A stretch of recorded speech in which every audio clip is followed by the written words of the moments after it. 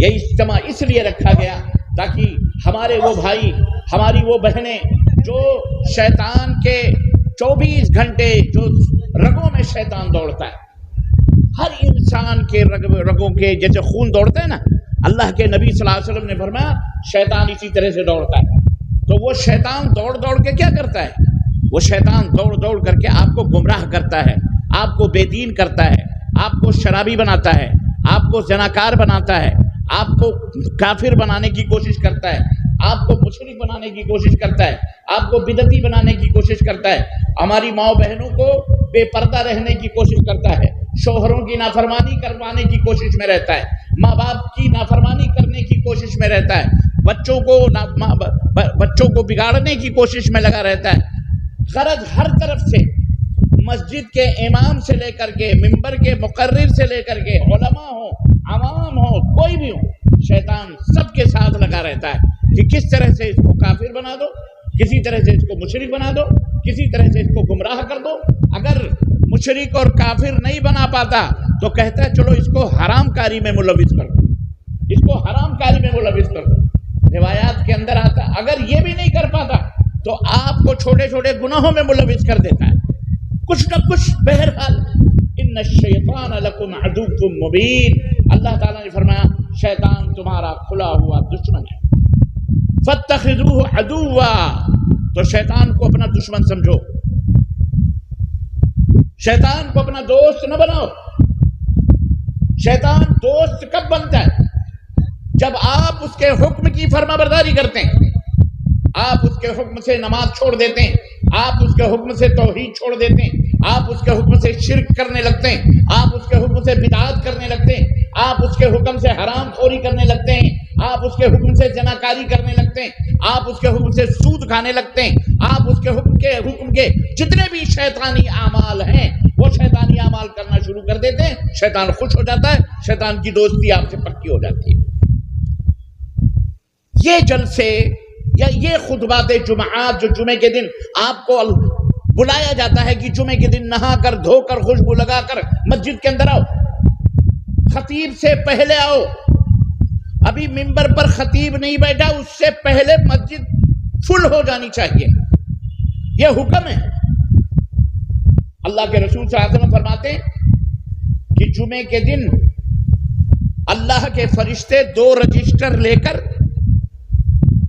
مسجد کے دروازے پر بیٹھ جاتے ہیں۔ آج جمعے کا ہی دن ہے، آج جمعے کا دن تھا نا، مسجد کے دروازے پر لکھ کے بیٹھ جاتے ہیں، اور جو پہلا آدمی آتا ہے اس کا نام لکھتے ہیں، دوسرا آتا ہے اس کا نام لکھتے ہیں، تیسرا آتا ہے اس کا نام لکھتے ہیں، یہاں تک کہ جمعے کا ٹائم ہو جاتا ہے جب خطیب امام آتا ہے اور ممبر پر بیٹھتا ہے، اس وقت تک فرشتے آنے والوں کا نام لکھتے رہتے، یعنی گویا اٹینڈنس ہوتی رہتی ہے، حاضری ہوتی رہتی ہے، حاضری۔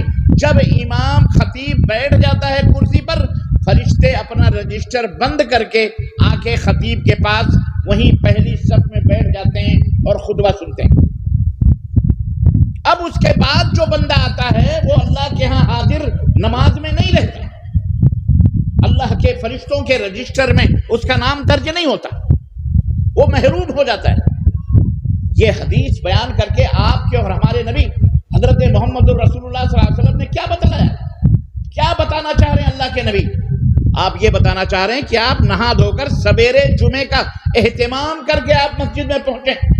جو شخص پہلے پہنچے گا اسے 1 اونٹ کی قربانی کا ثواب ملے گا، جو دوسرے نمبر پر پہنچے گا اسے 1 گائے کی قربانی کا ثواب ملے گا، جو تیسرے نمبر پر پہنچے گا اسے بکرا اور بکری کے قربانی کا ثواب ملے گا، جو چوتھے نمبر پہ پہنچے گا اسے اللہ کے دربار میں 1 اونٹ، ایک مرغی صدقہ کرنے کا ثواب ملے گا، اور جو چھٹے نمبر پر پہنچے گا اسے 1 انڈا اللہ کی بارگاہ میں صدقہ کرنے کا اجر اور ثواب ملے گا۔ اللہ کے حبیب نے یہ بات کیوں فرمائی؟ تاکہ نہا کر دھو کر پاک صاف ہو کر آؤ مسجد کے اندر، خطیب خطبہ دینے کے لیے آیا ہے، اس کے خطبے کو سنو، اللہ کا فرمان، قال اللہ قال الرسول، اللہ اس کے رسول کی باتیں ہوں گی، بیٹھو، ادب سے بیٹھو، احترام سے بیٹھو، باوضو ہو کے بیٹھو۔ اللہ کے حبیب نے فرمایا اگر کوئی شخص مسجد میں اس وقت داخل ہو رہا ہے جب امام خطبہ دے رہا ہو، کوئی نماز نہ پڑھے، کوئی قرآن کی تلاوت نہیں، کوئی نماز نہیں سوائے 2 رکعت کے، آؤ اور وہ بھی 2 رکعت انتہائی ہلکی پڑھو، 2 رکعت نماز پڑھ کے چپ چاپ بیٹھ جاؤ۔ اگر 2 آدمی آپس میں باتیں کر رہے ہیں، آپ نے دیکھا وہ باتیں کر رہے ہیں اور آپ نے ان سے کہا چپ، صرف کہا چپ، اللہ کے نبی نے فرمایا اس کا ثواب وہ جمعے کے اجر و ثواب سے محروم کر دیا جاتا ہے، یعنی صرف یہ کہنے پر کہ چپ رہو۔ اللہ اکبر، اتنا خوبصورت میسج ہے یہ، کیوں اللہ کے نبی نے اتنا ادب سکھایا؟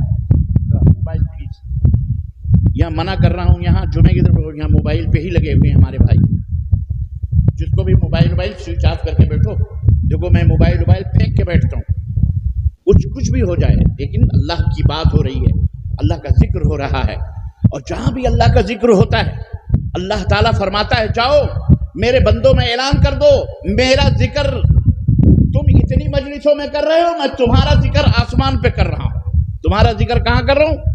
آسمان پہ۔ اللہ اکبر۔ یہی نہیں بلکہ اللہ کے رسول صلی اللہ علیہ وسلم نے فرمایا کہ جس اللہ کے دین کی جب مجلسیں ہوتی ہیں اس طرح کی تو اللہ کے فرشتے گھومتے رہتے ہیں۔ جب ایسی مجلسیں جہاں اللہ کا ذکر ہوتا ہے، نبی کا ذکر ہوتا ہے، قرآن کا ذکر ہوتا ہے، فرشتے بیٹھ جاتے ہیں اور فرشتے سب کا نام نوٹ کرتے ہیں، سب کا نام نوٹ کرتے ہیں، فلاں ابن فلاں، فلاں ابن فلاں، فلاں ابن فلاں، فلاں ابن فلاں یہاں پر بیٹھا ہوا ہے، اللہ یہاں بیٹھا ہوا ہے، یہاں بیٹھا ہوا ہے، سب کا نام لکھ کر اللہ کے بارگاہ میں پہنچاتے ہیں۔ اللہ کہتا ہے خلاص اتنی لوگ ہیں؟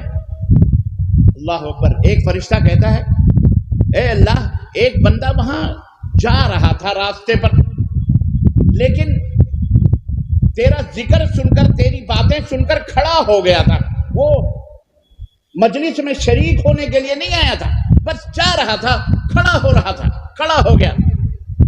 اللہ تعالیٰ فرماتا ہے اے میرے فرشتوں جو میری باتیں سن رہے تھے میں تمہیں گواہ بنا کر کے کہتا ہوں، ذرا غور سے سنو مسلمانوں اور میری ماں بہنوں، ذرا آوازیں کم کرو، تو تمہاری آواز ہم تک تو نہیں پہنچ رہی ہے لیکن مجھے یقین ہے کہ تم ضرور گپیں مار رہی ہوں گی، تمہارے چپ رہنا تو تمہارے مقدر ہی میں نہیں ہے، الا من رحم اللہ، اس لیے میں کہہ رہا ہوں خاموشی رہو۔ اللہ فرماتا ہے اے میرے فرشتوں میں تمہیں گواہ بنا کر کے کہتا ہوں کہ جتنے لوگ میری باتیں سن رہے تھے میں نے تمام لوگوں کے گناہوں کو معاف فرما دیا۔ بولو سبحان اللہ۔ ہاں جی، سب کے گناہوں کو معاف کر دیا ہے۔ اللہ اکبر۔ فرشتہ کہتا ہے ایک آدمی جاتے جاتے کھڑا ہو گیا تھا، وہ اس لیے نہیں آیا تھا کہ تیری باتیں سنے، اللہ فرماتا ہے وہ کھڑا ہو کے میری بات اس نے سنی تھی، تمہیں گواہ بنا کے کہتا ہوں اس آدمی کو بھی ہم نے معاف کر دیا ہے۔ اللہ اکبر۔ یہ ہے اللہ کی رحمت۔ تو یہ مجلسیں جو منعقد ہوتی ہیں نا یہ دھوبی گھاٹ کی طرح ہوتی ہیں، جیسے دھوبی پٹک پٹک کر کپڑے دھلتا ہے، ایسے ہی علماء عزیزان گرامی میں نے بتایا نا جسم میلا ہوتا ہے، پانی سے دھلتے ہو، کپڑا میلا ہوتا ہے، صابن سے دھلتے ہو، شیمپو سے دھلتے ہو، سر بھی میلا ہوتا ہے، صابن شیمپو لگا کے صاف پاک کرتے ہو، روح بھی میلی ہوتی ہے، ایمان بھی میلا ہوتا ہے۔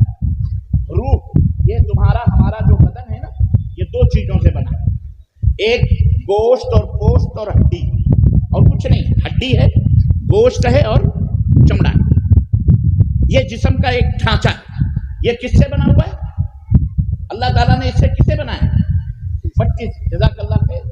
مٹی سے بنایا۔ ماشاءاللہ آج کل کے لڑکے ہمارے بڑے ہوشیار ہیں، اللہ تعالیٰ ان کے علم میں برکت عطا فرمائے، اللہ سب بچوں کو نیک بنائے، صالح بنائے، دین والا بنائے، اپنے راستے پر چلنے والا بنائے، میرے بچوں کو، میری بچیوں کو اللہ تعالیٰ سب کو جنت میں اکٹھا فرمائے۔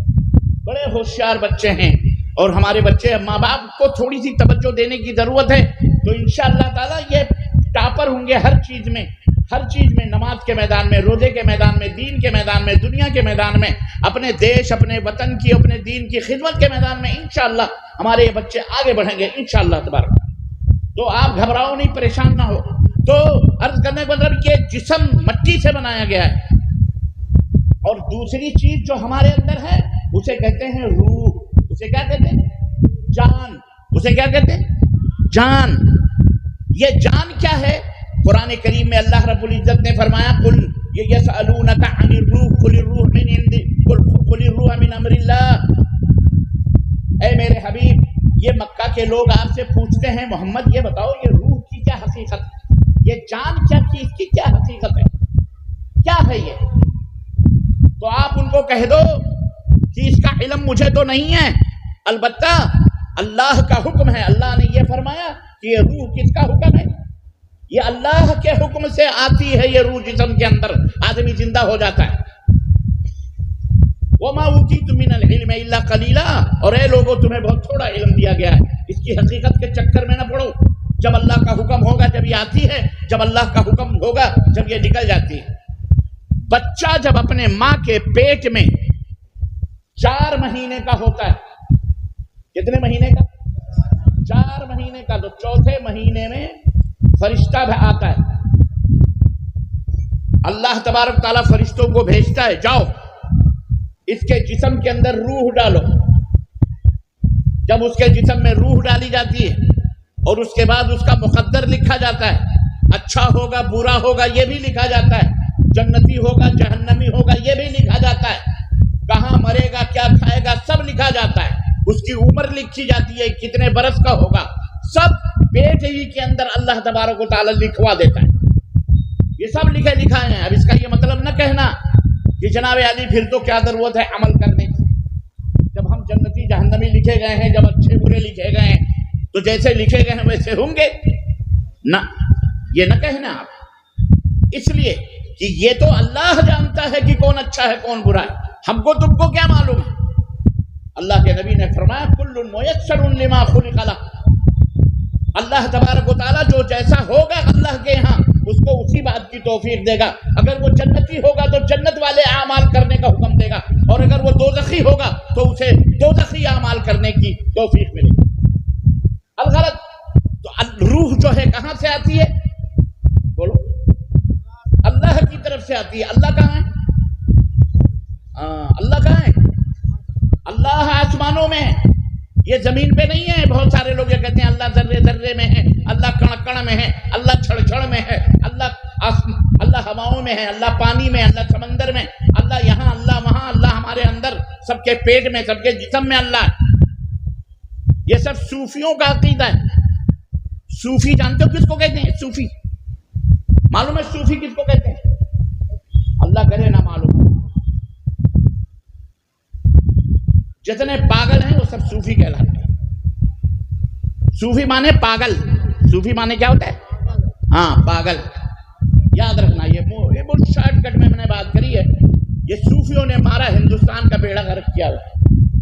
یہ صوفی، یہ پیر، یہ پگاڑے، یہ ایت، یہ بیعت، یہ قادری، یہ چشتی، یہ نقشبندی، یہ سہروردی، یہ درگاہ، یہ مزار، یہ شدے، یہ علم، یہ چبوترے، حق ہو، یہ عید میلاد النبی کے جھنڈے، یہ جلوس غوثیہ کے بنڈے،